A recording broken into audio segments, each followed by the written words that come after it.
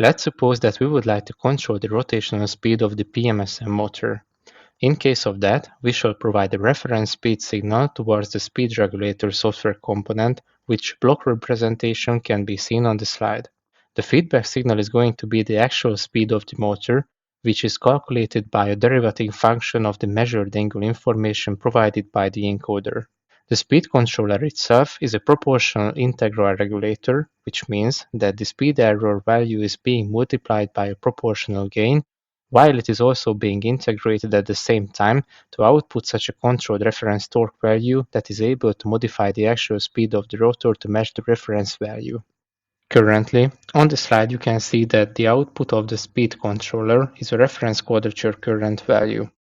However, in this video we are going to deduct the correlation between the produced torque of the PMSM and its quadrature current value. Also, we are going to investigate the input and output physical dimensions of the speed controller to understand the working behavior of it as much as possible. We are going to talk about the relevant input and output physical dimensions of the PI speed controller. I find it important to choose a given dimension for the relevant controller because the proportional and integral gain values may differ when different physical dimensions are being interpreted for the same regulator. You can see the aforementioned controller block diagram representation on this slide. As you may notice, the input of the controller is a speed error and the output of it is most commonly a requested torque value. However, in some implementations you may encounter with a requested quadrature current value as well. The regulator's input and feedback signals can be interpreted as rotational speed in RPM dimension or as an angular velocity in degree per secondum dimension, and they can be also interpreted in radian per secondum dimension as well.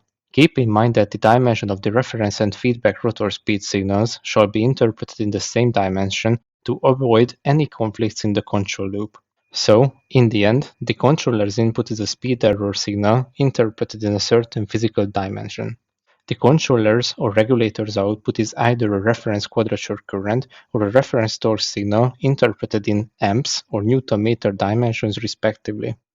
In the next slide, we are going to deduct the mathematical connection between the quadrature current and output torque signals to understand the control algorithm in detail. Finally, the proportional integral regulator's mathematical representation can be seen on the slide.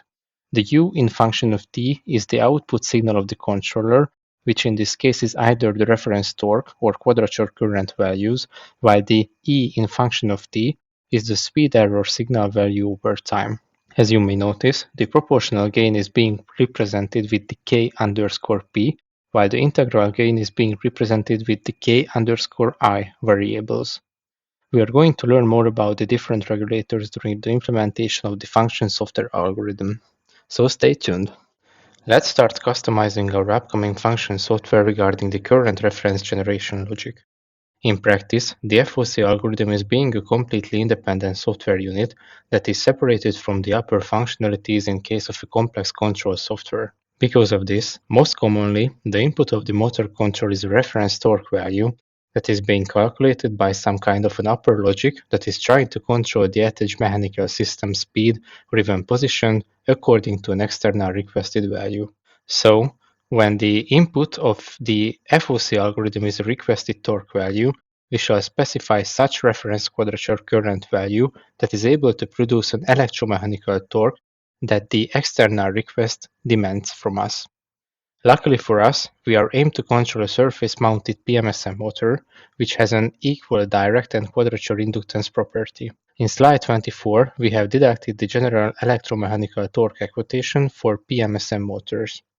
You can see that when the direct and quadrature inductances are equal with one another, the torque equation simplifies, meaning that we shall only consider the so-called synchronous torque component during the reference current calculations. In this slide, you can see the reference quadrature current calculation for both SPMSMs and EPMSMs respectively. These equations simply utilize the express form of the general torque equations for both PMSM variants that are also presented in this slide.